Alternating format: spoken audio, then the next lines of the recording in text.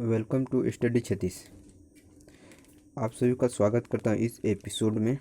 आज हम लोग देखेंगे जीके जीएस के महत्वपूर्ण 25 क्वेश्चन जो आने वाले एग्ज़ाम में काफ़ी हेल्पफुल होने वाली है। चलिए देखते हैं। क्वेश्चन नंबर फर्स्ट देखते हैं। मैदान एवं पर्वत तल के बीच उठे समतल भूभाग को किस नाम से जाना जाता है?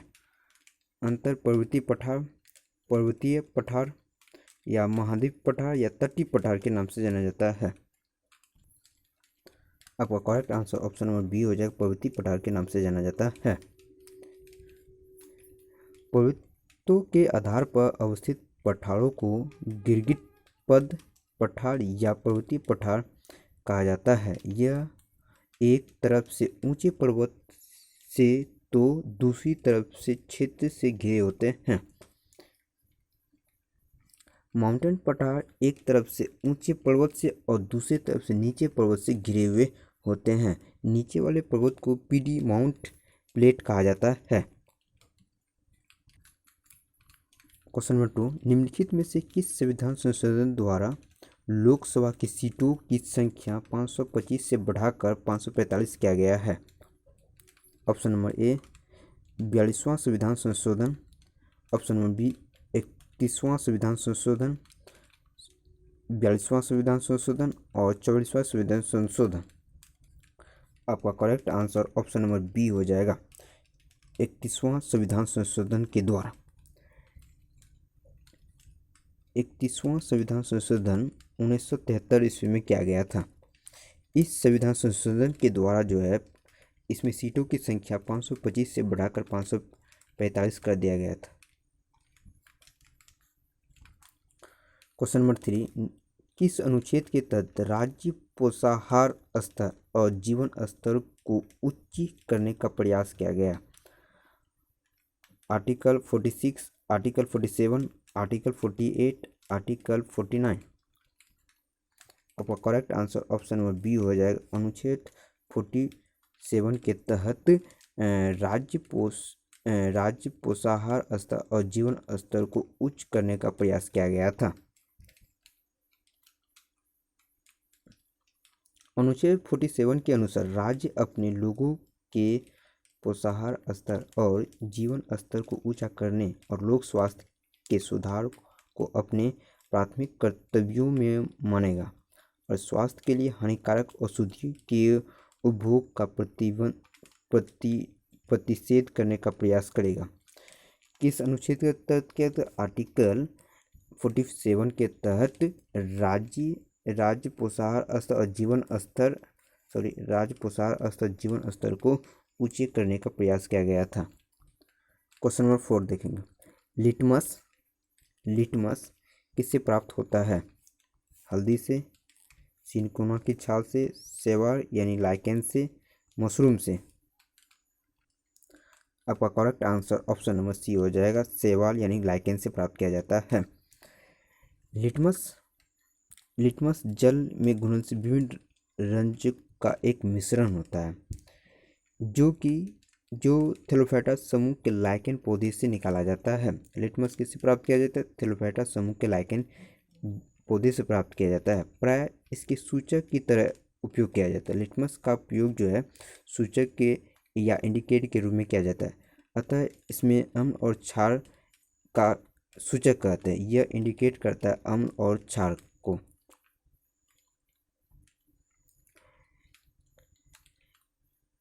Through the litmus paper blue and red and universal paper होता है। क्या होता है? ब्लू और रेड और यूनिवर्सल होता है। यूनिवर्सल होता है रेड कलर ब्लू कलर यहाँ दिखाया गया और रेड कलर यहाँ दिखाया गया। ब्लू कलर यह सूचित करता है कि वह कितनी एसिड या बेस है।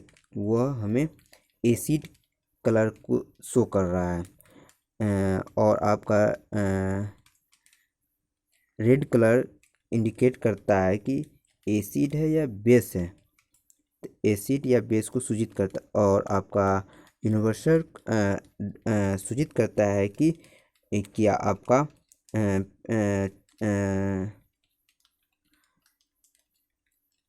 पदार्थ किस टाइप का है, उदासीन है। तो यूनिवर्सल यह सूचित करता है कि आपका पदार्थ उदासीन है, यूनिवर्सल है। क्वेश्चन नंबर 5 देखेंगे, आवर्त सारणी यानी पीरियोडिक टेबल के किस उपवर्ग को हेलोजन उपवर्ग, हेलोजन ग्रुप कहा जाता है। 6A को, 7A को, 7B को या 7A को। आपका करेक्ट आंसर ऑप्शन में बी हो जाएगा, 7A को कहा जाता है। आवर्त सारणी के 7A उपवर्ग को हेलोजन उपवर्ग कहा जाता है। याद रखेंगे तो किस उपवर्ग को हेलोजन उपवर्ग कहा जाता है, आवर्त सारणी के 7A को उपवर्ग हेलोजन कहा जाता है।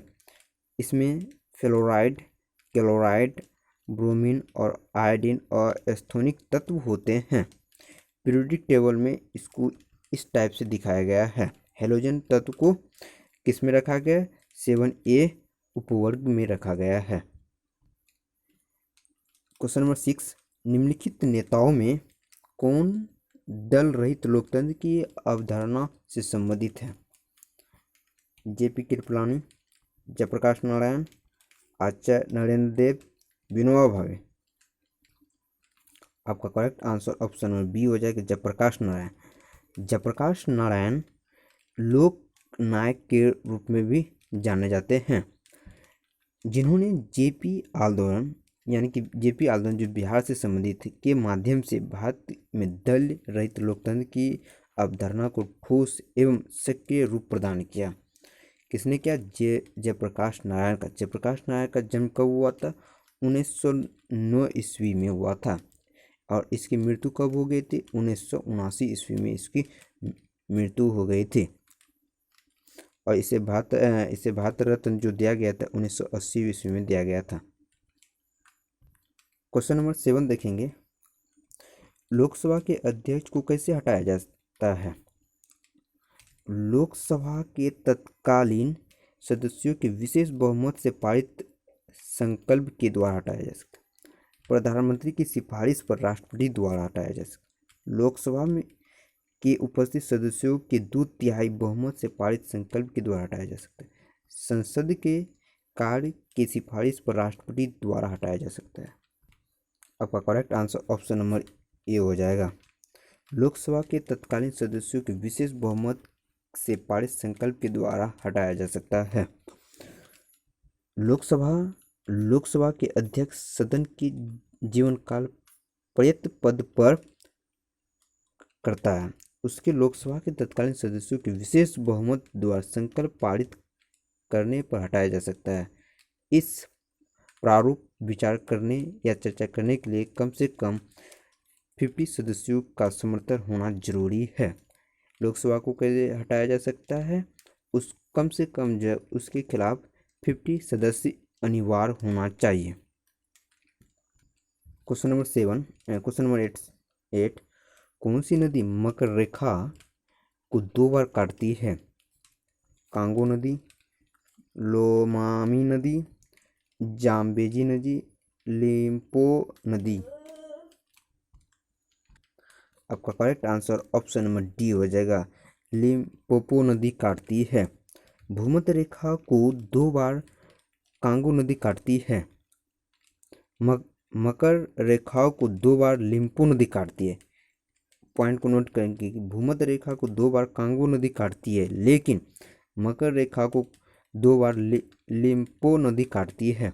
लिम्पो नदी को मैप के थ्रू यहाँ समझाया गया है कि लिम्पो नदी मकर रेखा को 2 बार काटती है, जबकि भूमध्य रेखा को 2 बार काटने वाली नदी कौन सी है, कांगो नदी है। क्वेश्चन नंबर 9 देखेंगे, पश्चिमी घाट की निम्नलिखित पहाड़ियों का उत्तर से दक्षिण का सही क्रम क्या है। नीलगिरी पहाड़ी, अन्नामलाई पहाड़ी और इलायची पहाड़ी। नीलगिरी पहाड़ी, इलायची पहाड़ी, अन्नामलाई पहाड़ी। आपका correct answer option number A हो जाएगा, नीलगिरी पहाड़ी, अन्नामलाई पहाड़ी और इलायची पहाड़ी हैं। पश्चिमी घाट की प्रमुख पहाड़ियों का उत्तर से दक्षिण सही क्रम है नीलगिरी पहाड़ी, अन्नामलाई पहाड़ी और इलायची पहाड़ियाँ, जिसे काडम पहाड़ी भी कहा जाता है। क्वेश्चन नंबर 10 देखेंगे। तेल नदी निम्न में से किसकी सहायक नदी है? गोदावरी, कावेरी, महानदी, यमुना नदी। तो आपका correct answer option number D हो जाएगा। महानदी तेल नदी की सहायक नदियां हैं। तेल नदी महानदी की सहायक नदी है।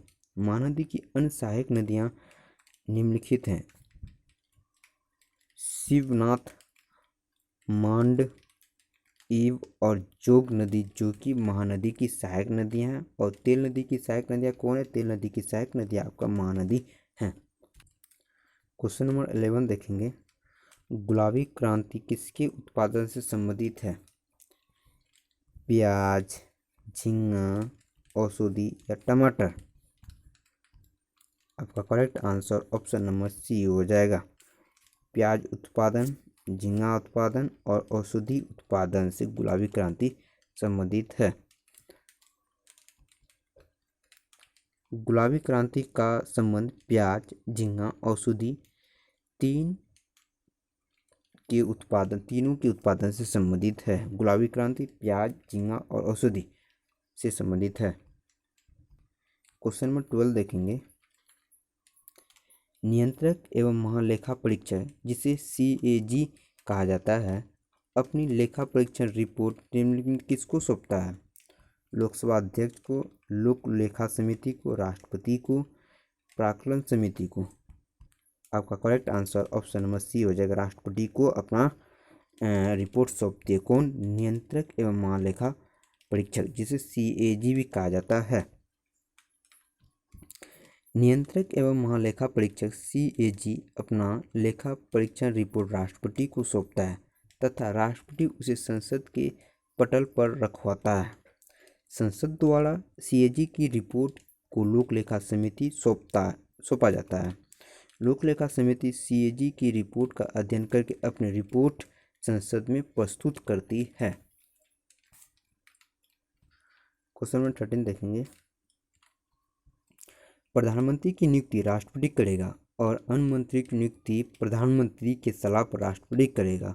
उपरोक्त उल्लेख संविधान के निम्नलिखित में किस अनुच्छेद में यह बात कहा गया है? अनुच्छेद 53 के तहत, अनुच्छेद 4 के तहत, अनुच्छेद 74 के तहत, अनुच्छेद 75 के तहत। आपका correct answer option number D हो जाएगा। अनुच्छेद 75 के तहत यह कहा गया कि प्रधानमंत्री की नियुक्ति राष्ट्रपति करेगा, लेकिन अन्य मंत्रियों की जो नियुक्ति करेगा प्रधानमंत्री राष्ट्रपति की सलाह पर करेगा। अनुच्छेद 75 के अनुसार प्रधानमंत्री की नियुक्ति राष्ट्रपति करेगा और अन्य मंत्रियों की नियुक्ति राष्ट्रपति प्रधानमंत्री के सलाह पर करेगा। अन्य मंत्री की नियुक्ति कौन करेगा? राष्ट्रपति करेगा। किसकी सलाह पर? प्रधानमंत्री की सलाह पर करेगा। Question number 40। निष्क्रिय नाइट्रोजन और आर्गन गैसों का उपयोग आमतौर पर बिजली के बल्ब में किया जाता है। उत्सर्जित प्रकाश की तीव्रता को बढ़ाने के लिए, प्रकाश तंतु के जीवन काल को बढ़ाने के लिए किया जाता है, उत्सर्जित प्रकाश को रंगीन बनाने के लिए किया जाता है, बल्ब के उत्पादन किफायती बनाने के लिए किया जाता है। आपका correct answer option number B हो जाएगा। प्रकाश तंतु के जीवन काल को बढ़ाने के लिए उसमें निष्क्रिय नाइट्रोजन और आर्गन गैस का उपयोग किया जाता है ताकि तंतु का जीवन काल बढ़ सके। प्रकाश तंतु के जीवन को बढ़ाने के लिए आमतौर पर बिजली के बल्बों में निष्क्रिय नाइट्रोजन और आर्गन गैस का उपयोग किया जाता है। आर्गन और निष्क्रिय गैस का प्रयोग किस लिए किया जाता है? ताकि तंतु का जीवन काल बढ़ सके। क्वेश्चन नंबर 50 देखेंगे। एक मोबाइल फोन चार्जर क्या है? एक इन्वर्टर है, एक UPS है, एक स्टेप डाउन ट्रांसफार्मर है, एक स्टेप अप ट्रांसफार्मर है। आपका correct answer option number C हो जाएगा। एक स्टेप डाउन ट्रांसफार्मर है। एक मोबाइल फ़ोन चार्जर के रूप में स्टेप डाउन ट्रांसफार्मर है। यह उच्च वोल्टेज को कम वोल्टेज में परिवर्तित करता है, तब हमारे मोबाइल को ट्रांसफ़र करता है। चार्जर किसके रूप में कार्य करता है? उच्च वोल्टेज को निम्न वोल्टेज में कन्वर्ट करके तब हमारे मोबाइल को देता है। क्वेश्चन नंबर 60, वस्तु की मात्रा बदलने पर निम्नलिखित में क्या अपरिवर्तित रहता है? भार, घनत्व, आयतन, द्रव्यमान। तो आपका correct answer option number B हो जाएगा। घनत्व चेंज नहीं होता है, वस्तु की मात्रा बदलने पर घनत्व उसका चेंज नहीं होता है। वस्तु की मात्रा बदलने पर वस्तु का आयतन, भार और द्रव्यमान तीनों बदल जाते हैं, लेकिन उसकी घनत्व अपरिवर्तित रहते हैं। क्वेश्चन नंबर 70 देखेंगे। हाल के समय में वन जीवों की आबादी में भारी गिरावट देखी गई। इसके लिए जिम्मेवार कारण क्या है? वनों की कटाई, आवास की हानि, जलवायु में परिवर्तन, पशुओं का अवैध शिकार। आपका ऑप्शन नंबर डी करेक्ट हो जाएगा। सभी के कारण जो है वन जीवों की आबादी में भारी गिरावट हो रही है। वन जीवों की आबादी में भारी गिरावट का कारण वनों की अंधाधुंध कटाई, आवास की हानि, जलवायु परिवर्तन से वनों में लगी आग और पशुओं का अवैध शिकार किया जा रहा है, जिसके कारण वन जीवों की आबादी में भारी गिरावट देखी जा रही है। क्वेश्चन नंबर 80 देखेंगे। रियांग या ब्रू जनजाति भारत के किस राज्य में पाई जाती है? त्रिपुरा, असम, नागालैंड, अरुणाचल प्रदेश। आपका correct answer option number A हो जाएगा। त्रिपुरा में पाया जाता है रियांग या ब्रू जनजाति। रियांग जनजाति एवं शरणार्थी हाल के समय में चर्चा में है। यह जनजाति त्रिपुरा और मिजोरम में पाई जाती है। त्रिपुरा और मिजोरम में पाई जाती है। क्वेश्चन नंबर 90 देखेंगे। गुप्त वंश का प्रमाण किस पौराणिक ग्रंथ से प्राप्त होता है? वायु पुराण से, मत्स्य पुराण से, विष्णु पुराण से, भगवत पुराण से। आपका करेक्ट आंसर हो जाएगा ऑप्शन नंबर ए, वायु पुराण से गुप्त वंश का प्रमाण मिलता है। गुप्त वंश वायु पुराण से मिलता है। आंध सातवाहन मत्स्य पुराण से मिलता है। मौर्य वंश विष्णु पुराण से मिलता है। वायु पुराण को नीचे दर्शाया गया है। क्वेश्चन नंबर 20 देखेंगे। सेदप संहिता का बंदरगाह नगर था? कालीबंगा, रोपर, लोथल, हड़प्पा। आपका correct answer option number C हो जाएगा, लोथल। लोथल व श्रीकोटदा बंदरगाह नगर थे। यह हड़प्पा सभ्यता के नाम से भी जानी जाती है। यह प्राचीन नदी घाटी सभ्यता के एक प्रमुख सभ्यता है, जो प्रमुख रूप से दक्षिण एशिया के उत्तर पश्चिमी क्षेत्र में, जो आज तक उत्तर पूर्व अफगानिस्तान या पाकिस्तान या उत्तर पश्चिमी और उत्तर भारत में फैली हुई है। लोथल हमारे गुजरात में है। यह अभी सेदप सभ्यता पाकिस्तान में विकसित हुई थी। क्वेश्चन नंबर 21 देखेंगे। हाटक निम्नलिखित में से किस महाजनपद की राजधानी थी? असम्यक, कैम्बोज, गंगाधार, सुरसेन। आपका correct answer option number B हो जाएगा, कैम्बोज। कैम्बोज महाजनपद की राजधानी रायपुर अथवा हटक थी। यह गंगाधार का पड़ोसी राज्य था। वर्तमान में इसका क्षेत्र उत्तर पश्चिमी पाकिस्तान एवं अफगानिस्तान में स्थित है। क्वेश्चन नंबर 22 देखेंगे। सर्वप्रथम स्वराज शब्द का प्रयोग किसने किया था? बाल गंगाधर तिलक, दादाभाई नौरोजी, दयानंद सरस्वती, महात्मा गांधी। आपका correct answer option number C हो जाएगा। दयानंद सरस्वती ने सर्वप्रथम स्वराज शब्द का प्रयोग किया था, लेकिन इसके संस्थापक कौन थे? मोतीलाल नेहरू एवं चित्तरंजन दास थे। स्वराज शब्द का शाब्दिक अर्थ होता है, स्वराज शब्द का शाब्दिक अर्थ होता है स्वशासन या अपना राज, सेल्फ गवर्नमेंट ऑफ या ह्यूमन रूल। दयानंद सरस्वती ने सर्वप्रथम स्वराज शब्द का प्रयोग किया था। इसके बाद इस शब्द का प्रयोग गोपाल कृष्ण गोखले के द्वारा 1905 ईस्वी में किया गया। फिर यह पहली बार आधिकारिक तौर पर दादाभाई नौरोजी ने 1906 ईस्वी में कांग्रेस के कोलकाता अधिवेशन में मांग रखा गया। दयानंद सरस्वती। क्वेश्चन नंबर 23 देखेंगे।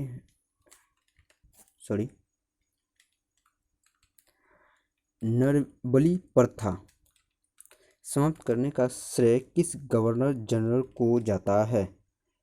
Lord William Bentinck, Lord Ellenborough, Lord Hardinge द्वितीय को दिया जाता है या लॉर्ड हार्डिंग प्रथम को दिया जाता है? ऑप्शन नंबर डी हो जाएगा, लॉर्ड हार्डिंग को दिया जाता है नरबली प्रथा समाप्त करने का श्रेय। नरबली प्रथा को समाप्त करने का श्रेय लॉर्ड हार्डिंग प्रथम को जाता है। इसके लिए उसके एक अधिकारी कैंपबेल की नियुक्ति की थी। यह प्रथा मुख्यतः खून जनजाति में प्रचलित थी। लॉर्ड हार्डिंग की इमेज। क्वेश्चन नंबर 24 देखेंगे। दीवान ए मुस्तखराज विवाह की स्थापना किसकी सहायक द्वारा की गई थी? बलबन, अलाउद्दीन खिलजी, मोहम्मद बिन तुगलक, फिरोज शाह तुगलक। आपका correct answer option number B हो जाएगा, अलाउद्दीन खिलजी के द्वारा दीवान ए मुस्तखराज विवाह की स्थापना की गई थी। अलाउद्दीन खिलजी के द्वारा भू राजस्व व्यवस्था में सुधार हेतु दीवान ए मुस्तखराज विवाह की स्थापना की गई थी। अलाउद्दीन खिलजी को द्वितीय सिकंदर भी कहा जाता है। द्वितीय सिकंदर के नाम से किसे जाना जाता है? अलाउद्दीन खिलजी को द्वितीय सिकंदर के नाम से जाना जाता है। दीवान ए मुस्तखराज विवाह की स्थापना किसने की? अलाउद्दीन खिलजी ने की थी। क्वेश्चन नंबर 25 देखें, यह लास्ट क्वेश्चन रहेगा। नेक्स्ट एपिसोड में इससे आगे वाले क्वेश्चन हम करवा देंगे। शासन जनता के समर्थन पर आधारित होना चाहिए। दिल्ली सल्तनत सर्वप्रथम इस सिद्धांत का प्रतिपादन किसने कहा था? अलाउद्दीन खिलजी ने, इल्तुतमिश ने, जलालुद्दीन खिलजी ने या मोहम्मद बिन तुगलक ने कहा था? आपका correct answer option number C होता है, जलालुद्दीन खिलजी ने कहा था कि शासन जनता के समर्थन पर आधारित होना चाहिए। दिल्ली सल्तनत सर्वप्रथम इस सिद्धांत का प्रतिपादन किया था। जलालुद्दीन खिलजी ने सबसे पहले यह विचार रखा। उसने सहिष्णुता की नीति अपनाकर बलबन के काल की कठोरता को कम करने के लिए कोशिश किया था। यह जलालुद्दीन खिलजी की इमेज है।